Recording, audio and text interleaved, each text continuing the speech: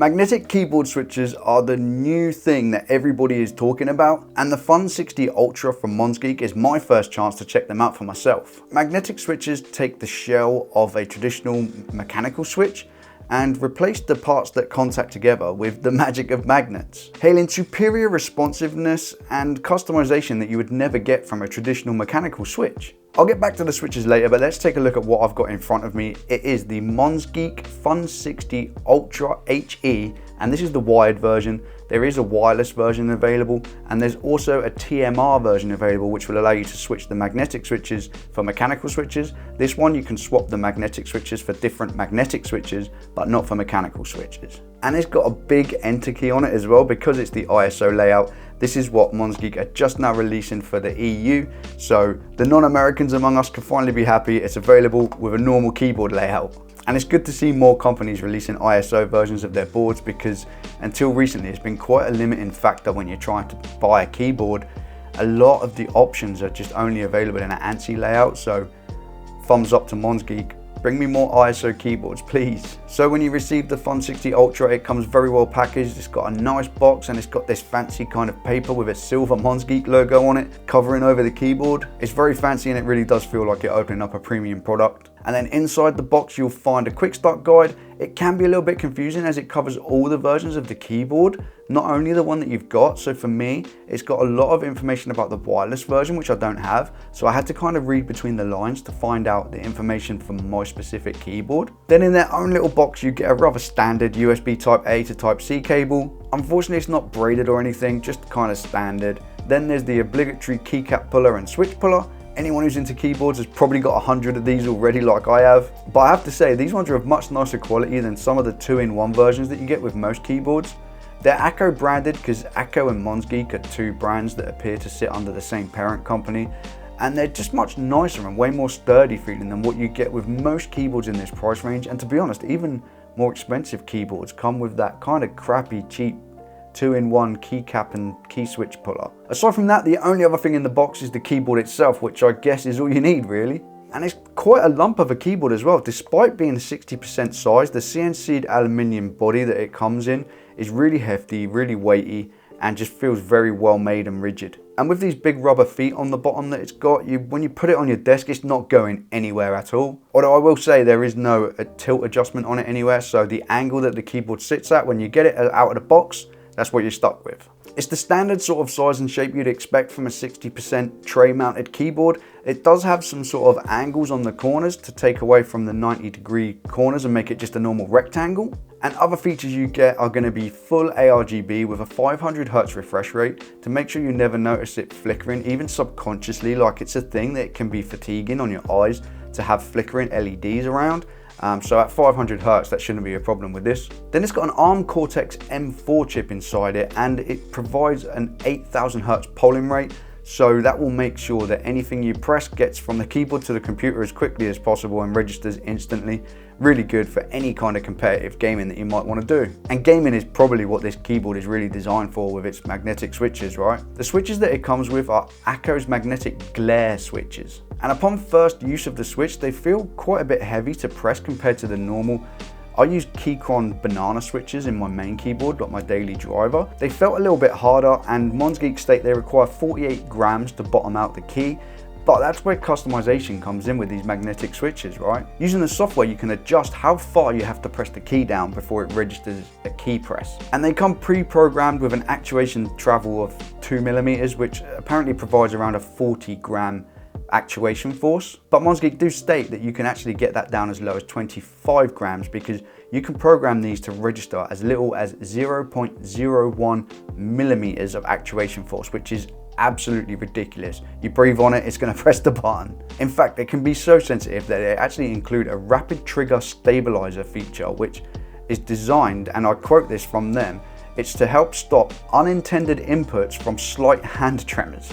That's how sensitive the keyboard can actually be. There's a lot more options in the software too, such as dynamic keystrokes, which allow you to sort of program 3 different options for each key depending on how far you push it. It can do different things if you push it down further or less far. Toggle key means you can set it to hold a key rather than repeat. You know when you press a key and if you hold it down, it repeats the same keystroke over and over and over again. If you have toggle key enabled, it will just press it and hold it and then release it, it won't repeat. Then there's the mod tap feature that you can program, which means it will register a different key if you press and hold it rather than if you just press it normally. Lots of options, and I'm sure there's probably use cases for these for the hardcore gamers that sort of will do absolutely anything to get some sort of competitive edge, but personally I'm not really that dedicated to it. But what I do find interesting is, like, from like an accessibility point of view, if somebody has like a injury or a disability of some kind where they can't reach the whole keyboard or they can't press too hard on the keys, this gives you the sort of customization to be able to, you could kind of make half a keyboard function as a whole keyboard, for example, by using like the mod tab. If you hold it, it does something different, you know? So from that perspective, I think you could set this up exactly how you want it, how you need it, and it could be really useful for something like that. But while you can do so much in the software, there's one thing I can't figure out how to do, and if I'm wrong, please correct me, but I can't figure out how I can program arrow keys to work on any of the current keys. It's a 60% keyboard, so it doesn't have arrow keys, and it's not pre-programmed to have arrow keys with a modifier key. So I would like to program it so I could maybe hold function and press other keys that work as arrow keys, maybe WASD, something like that. But I've gone through all the settings, I can't figure out how to do it. I can program function and a key to work as any other normal key. I can't find an option to set it as an arrow key. And I have to tell you, lack of arrow keys can be crippling in normal day-to-day use of a keyboard. You don't realize how much you press arrow keys until you actually don't have them anymore. But on the software, I think my favorite feature of the software is the ability to completely customize the LED options. Now, you can set everything on the LEDs to a per key basis. You can program different effects onto different keys.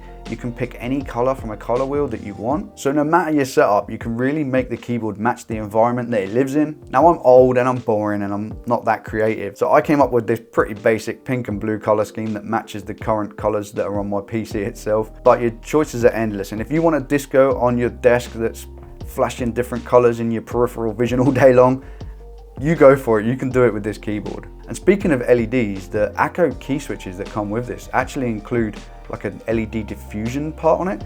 It makes the light less glary in certain areas and it spreads it nicely across the keyboard. I really like that feature. I wish more switches had that rather than just, most switches have a hole that the LED shines through. This kind of diffusion layer really spreads the light nicely. I like it a lot. So far so good, right? A really solid keyboard with loads and loads of features. But nothing's perfect, right? So what's actually wrong with it? Is there anything wrong with it? Well, yeah, there is, and a lot of it is my personal preference. But one issue that is not subjective is the keycaps are shine-through keycaps. Now, my preference is not for shine-through keycaps, but again, that's just me. But what I will say is the actual legends on the keycaps, where they shine through, they're not etched perfectly. So in some letters, you kind of get like a dark spot here and there, which kind of makes like, you can see it here on this footage with the Q and the A key. Like, you kind of get these dark areas where it doesn't shine through as bright and it makes the letters kind of look a little bit odd. It's not a massive issue, but it is something that I could note, and it's probably the only fault I could find. The other issues are my personal preferences. Like, it's got this kind of like strap-on thing. It's got this kind of loop on the side to hold a strap. And I know that was popularized by like the Wooting keyboards, but I've never got it. I don't understand it. I don't know what it's there for. Why do you need a strap on your keyboard? Like, are you going for a walk? You taking it for a walk? Yeah, taking your keyboard for a little walkies? Like, what are you doing? Oh, you dropped it. Oh, thank God I've got my wrist strap on, so I didn't drop my keyboard. Like, I don't get it. I don't understand it. And even more so with this one, it doesn't come with a strap or anything to attach to it in the box, so there's nothing to put on it. It's just a bit of metal that sticks out of the side of the keyboard. Don't understand it. The other issue that I have personally is that it's a 60% keyboard. Now, that's just not enough for me to use as a main primary keyboard. I have found that playing most games on this is great. It's really good. The switches are awesome. Like, it's responsive, really, really good for playing games. Certain games, like when I play Dota 2, I need the F keys. I can't be pressing function with my right hand and 1 to press F1. You can't do it in that game. But a lot of games you don't need the function keys. You're going to be fine. But in day-to-day use as like an actual productivity keyboard outside of gaming, I can't do without the arrow keys and I can't do without their function keys. That's just me. Now, if your primary use is just gaming, or if you like 60% keyboards, for some people the small form factor is more important than the inconvenience of having to like hold a function key. That it's up to you. But for me, 60% is not the one. I do like that it has Mac and Windows mode though, because I am someone who I switch between my Mac and my PC. They're both on my desk at the same time, connected up to the same monitors, and I will switch 10, 20, 30 times a day back and forth between Mac and PC, Mac and PC. So being able to swap that, now not being wireless, I have to unplug a cable and plug it in, but I did have to go to the manual to figure out how to do it. You hold function and the letter O on the keyboard, and you hold it for a few seconds. The LEDs like flicker for a moment, and then it switches between Mac and Windows. There's no way to sort of figure out which one you're on currently.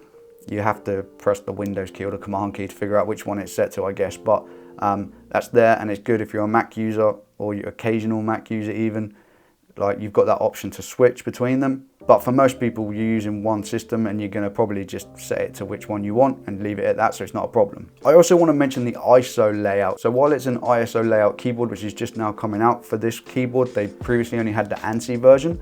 I will say to people who are in the UK like me, bear in mind that it's ISO, it's not UK ISO.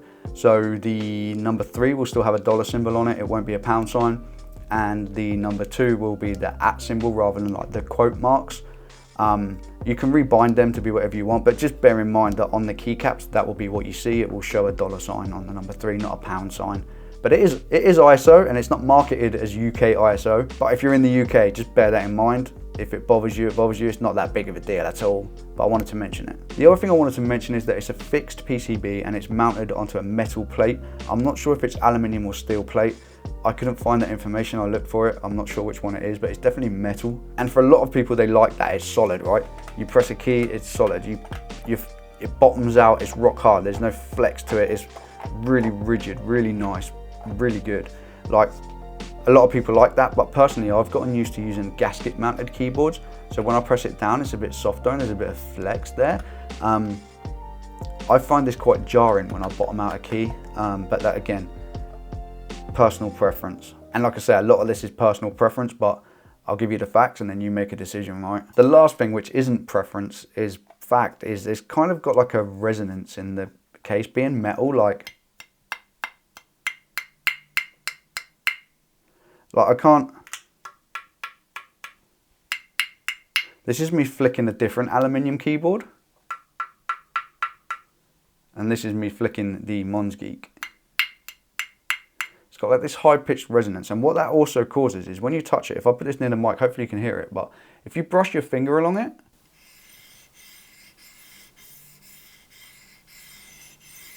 it makes this kind of sort of sound. Do you know what I mean? Like, and you'll notice it when you're typing and you put your hand on the keyboard, like if your thumb's resting on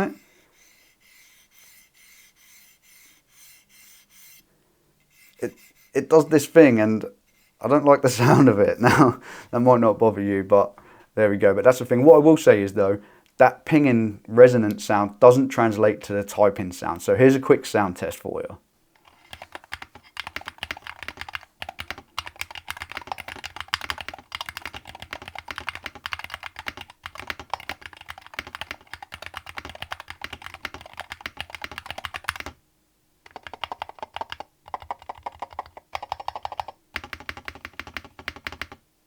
There's the sound. I think it could probably be improved by putting some chunkier keycaps on it. I think that would sound nicer to my ears, but sounds like a nice keyboard, right? It's not bad at all. Stabilizers are good. Everything's solid. There's no wobble on the sort of space bar or anything like that. Like, really impressed with that side of things. So what is the verdict? Well, for what it costs, and I say what it costs with an asterisk here, so at the time of recording this video, the ISO version is not up for sale yet. By the time I publish this video, when you're watching it, it should be available and there'll be a link down below in the description. So I'm basing this off the price of the ANSI version, which I'm assuming will be the same. The actual model I have, the wired HE version, is £69 in the ANSI version. And for that price, I think you're getting a really nice, solid, CNC'd aluminium keyboard. It's got amazing customization. It's got the web browser based software, so you don't have to install anything on your computer. No crazy bloated software to install. Like, I'm looking at you, SteelSeries GG. I don't want to install your Sonar, game capture, everything software just to be able to change the DPI of my mouse, okay? But yeah, with this, web browser based, you plug it in, It will only work with like certain browsers. It doesn't work with Safari on Mac. You have to use Chrome or something, but anyway, it works. You plug it in, you get all that customization options, you program it, it sort of stores it onto the keyboard, and then it works on both my different computers with the same settings. Like, the customization is pretty much never ending. You can do whatever you want, and the magnetic switches are really nice. Now, I definitely want to check out more magnetic switches and more keyboards with magnetic switches in now after checking this out, because they are responsive, really nice, and actually even typing on them, not just gaming. Like my first typing test that I did, the first thing I do when I get a keyboard is I plug it in and I open up the Monkey Type website and I do a 30-second typing test, right? And it was like one of my highest scores in like the last 3 months or something, and I used Monkey Type quite a lot.